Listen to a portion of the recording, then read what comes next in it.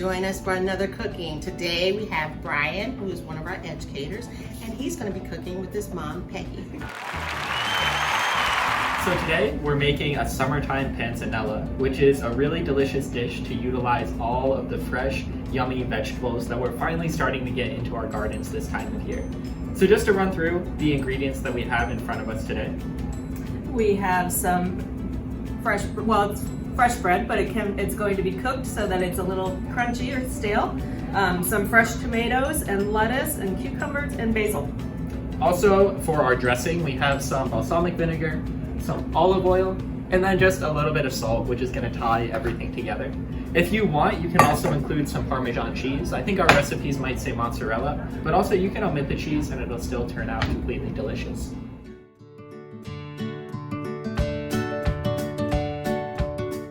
So the first thing that we're gonna do is chop up this bread. Like my mom said, we wanna dry it out a little bit so it's a little bit stale. And do you wanna talk about why we do that? Why we make it stale? Well, Exactly. because we're adding the dressing and we don't want it to be soggy. I don't like soggy bread. Soggy bread is probably one of the Right. least enjoyable culinary experiences. Yes, thank you. So we have multi-grain bread here, but could we use any bread? We could use any bread, and like it says on our recipe, it's probably best to use day-old bread because then it really is going to be much drier and going to hold up against that dressing. And I'm realizing I never gave you a bread knife. I'm sorry. And this is working. No, this is working. So we're gonna try to cut our bread into bite-sized chunks, and everybody's mouth is a different size, so that's up to you to decide what bite-size mean. But we're gonna start off by cutting it in half and then laying it back down on our cutting board, and we're gonna go for about inch chunks. It doesn't have to be anything exact, but try to keep them all about the same size so that when we put them in the oven and start cooking them, they're all going to brown, crisp up, and dry out at about the same rate. My mouth is a little smaller, so my pieces are a little bit smaller.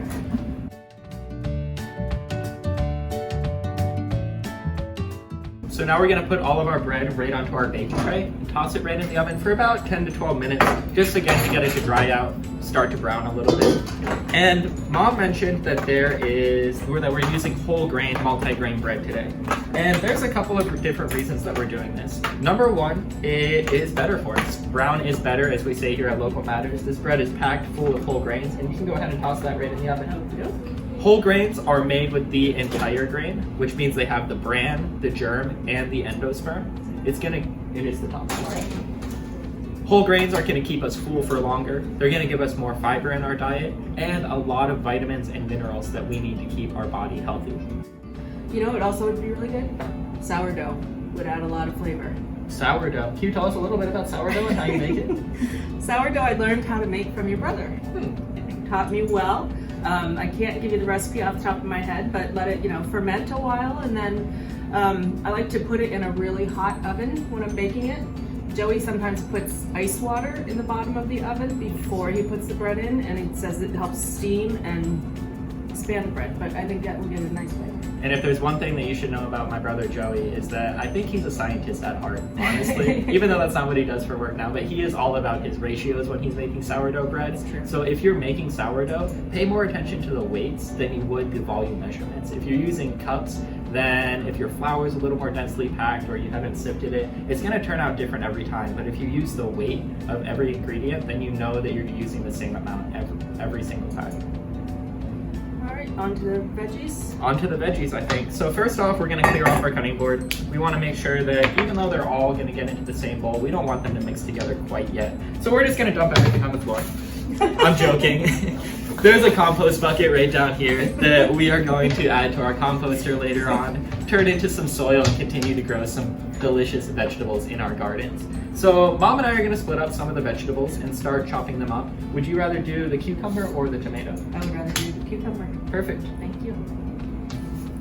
And I realized that when we were cutting the bread, we didn't talk about knife safety at all. So we're just gonna run through really quickly, even though my mom is the one who taught me how to cook. I'm gonna run through some knife safety with you just to make sure that everybody's staying safe today.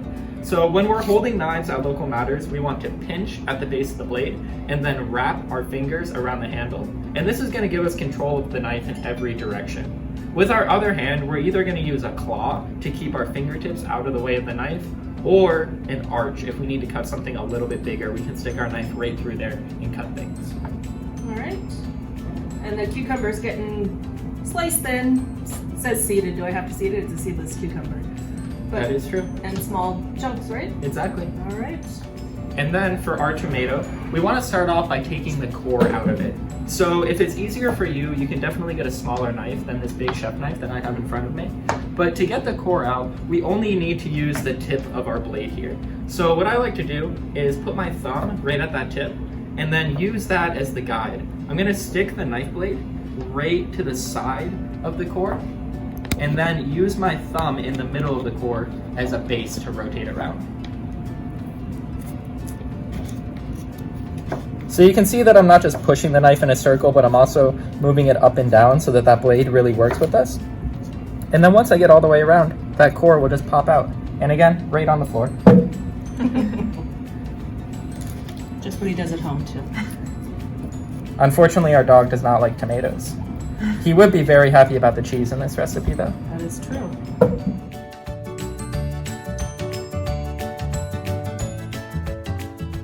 So now that we have our tomatoes all cored out, we're gonna cut them in half and then use a little bit of this juice to start making our dressing. Now on the recipe it says to squeeze these directly onto our bread cubes, but unfortunately our bread cubes are still in the oven. So I'm gonna squeeze them into this smaller bowl that we're going to make our dressing in, and that's going to soak into the bread after it comes out of the oven and we start mixing everything together.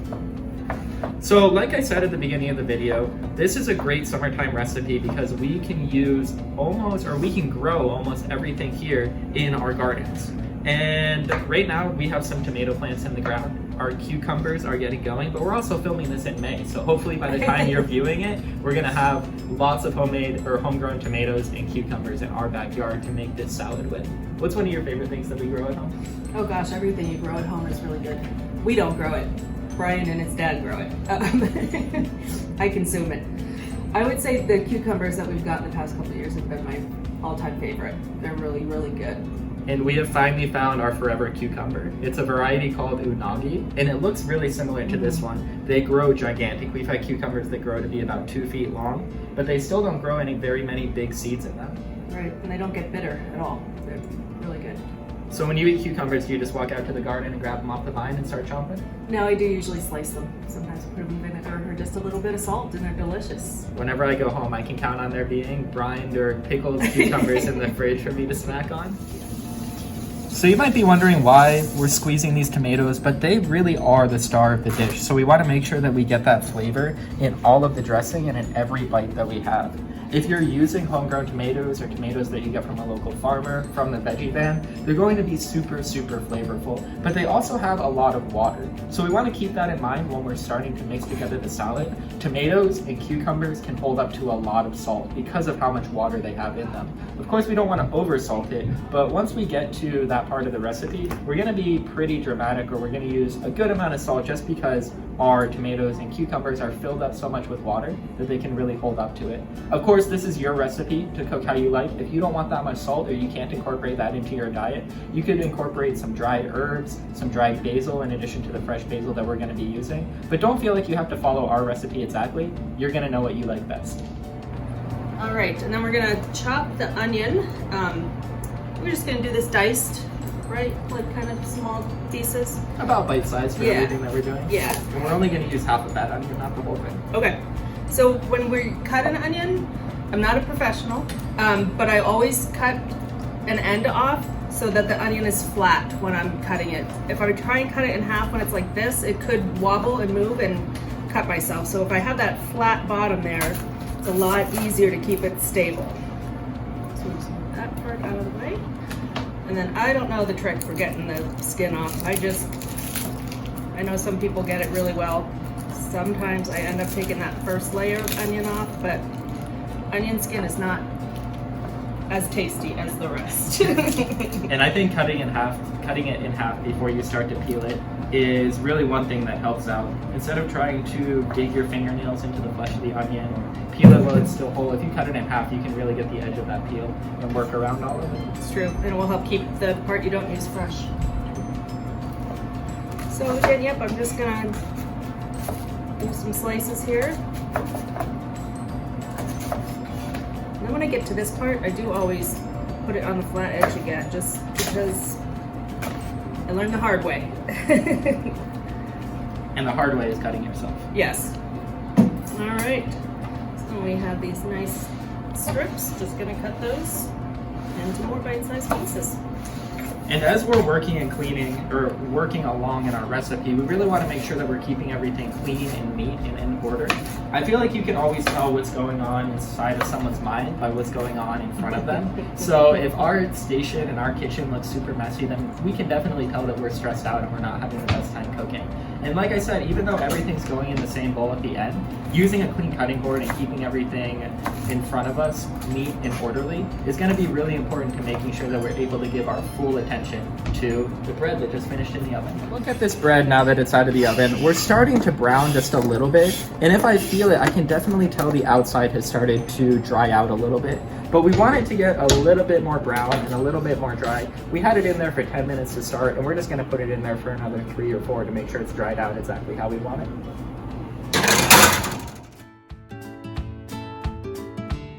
So now we're gonna move on to chopping up our lettuce. Make sure that your lettuce is nicely washed before you start chopping it.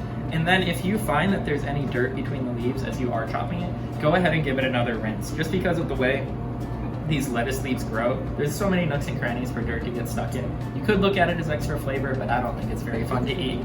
We're gonna start off by chopping off the base of our lettuce. This is actually the part that attaches to the ground while it's growing. And again, right into our compost. And then after that, we're gonna use our arch and cut this long head of romaine right in half. Whenever we're chopping a vegetable, we really wanna work with the vegetable because it's already done some of the cutting for us. So you can see that this lettuce is already separated into some leaves. And same thing with the onion. We did fewer chops with that because the onion was already separated. So now that we've cut it in half, we're gonna just start. You like really bite-sized lettuce? I do like bite-sized lettuce. So we're gonna cut it in half one more time, and then just cut it into chunks in this direction. You can see that most of the things that we're cutting, we're using the same basic process, where we cut it in half again, and then rotate it to chop it into those bite-sized chunks. After we get this all chopped up, right in the bowl with the rest of our ingredients.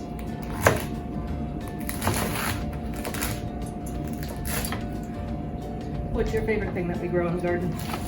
I think that eggplant is my favorite thing that we grow. And it was our first year growing it last year. It was much more successful than I expected. And I really didn't like eggplant before we started growing it. One thing that I really like about it though is how dramatic the plants are. Because when it's cool at night, the plants will stand up tall and all their leaves will bunch together. You can really tell that it's trying to push itself up towards the sky. And then as the day goes on, the leaves droop. The plant gets a little bit tired and hot in the sun, just like I do. And then the next night, it just pops back up and keeps growing. So just like the dramatic, you can really tell that it's alive and it's growing right in front of you. Yeah. So we are taking all of the individual leaves off of this basil, and then we are going to do a cut called a chiffonade, which really just means a tiny little ribbon. We could also tear our basil into chunks, or we could chop it really roughly, but we want to demonstrate this chiffonade cut, so that's what we're going to do for today. If you don't feel like doing all these knife skills, then you can just rip it apart, or if it's small enough, you can put the whole leaf of basil in there. And this basil is very fragrant. It smells really good. Nothing says summer like fresh basil in your salads. So this bread is all toasted up as we want it, nice and dried out. And I'm just gonna leave it here to start to cool a little bit. We don't want it to wilt any of the vegetables that we have going already. Now, just like we're putting big pieces of basil in this salad, I love to incorporate large leaves of herbs in a lot of salads that I make. So even if it's just a spinach salad, mixing some whole basil leaves in there or even parsley can really add a pop of flavor to some of the bites. You don't want to go overboard and only have a parsley or basil salad unless you really love parsley or basil. But having those incredible pops of flavor among the spinach or other lettuce that you're using can add a lot to the salad without using any heavy dressings or vinaigrettes. So for the chiffonade, we have all of our basil leaves stacked up on top of each other with one of the biggest leaves on the bottom. And then what we're gonna do is take our leaves and roll them all up together. Just like this. We don't wanna push too hard, we're not trying to bruise anything, but we're just trying to get them all to be held together in this nice roll. And then we're gonna use our claw, hold that roll all together, and then rock our knife with this motion to cut this into super thin strips. You can see that my knife is only touching my knuckles, And I can tell exactly where the blade is from that. If somebody distracts me or I'm looking around the kitchen, I can still feel the edge of the knife right there on my knuckles. And as long as my fingertips are right behind my knuckles, that blade is gonna go nowhere near my fingertips or my fingernails, which are the easiest things to cut in the kitchen.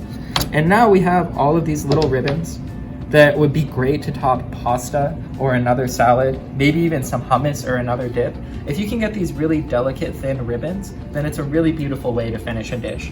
Be careful though, because they are so thin and small and herbs like to wilt really quickly, they're going to start deteriorating really, really fast. So don't do this until you're ready to serve or ready to use the chiffonade right away. And now we'll put our basil right into our salad bowl and move on to our dressing.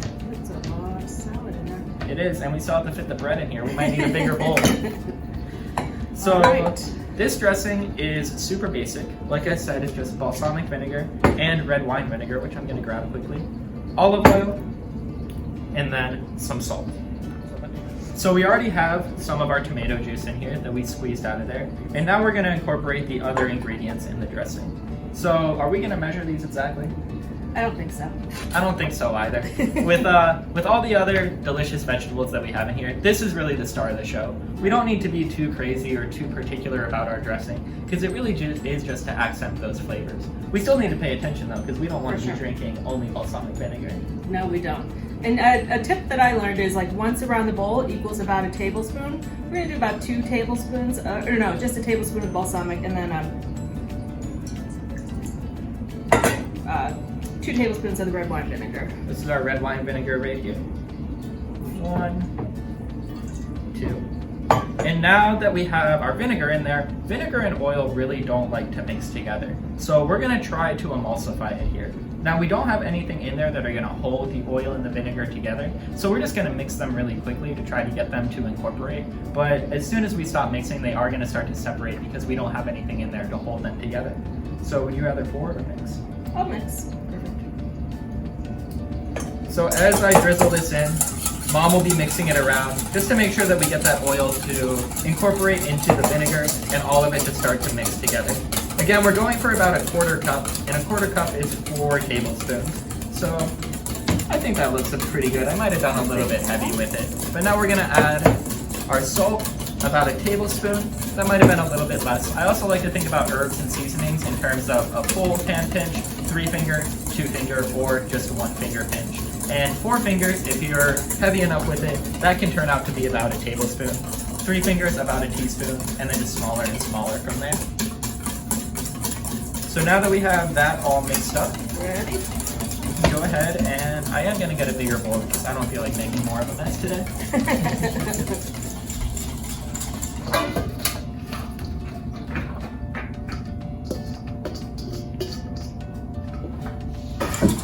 Anything else? And now we're back and ready to mix our bread and our dressing right in with the rest of our salad. If you listen to it, you can definitely tell that it's dried out and it's much more crunchy and ready to soak up all the delicious flavors that we have in this salad. But not get soggy. But not get soggy, the most important. Now we're gonna mix it with this spoon right here. I have had chefs tell me that God already gave you a spatula and it's your hand. So with how much we have here, we could put a glove on and mix it all together. But I'm just gonna use this spoon to start mixing it all together. We don't really wanna mix it too aggressively. You can see that I'm mostly digging to the bottom of the bowl and then folding everything over. If we really start to mix too aggressively, the tomatoes will get more bruised, our salad might, or our lettuce might start to wilt, and everything's really not going to be happy with it. So we want to be gentle, make sure that we're getting everything mixed together, but we're just really folding everything. And you can see that it's starting to glisten with that dressing, and I'm excited to dig into this. I am too.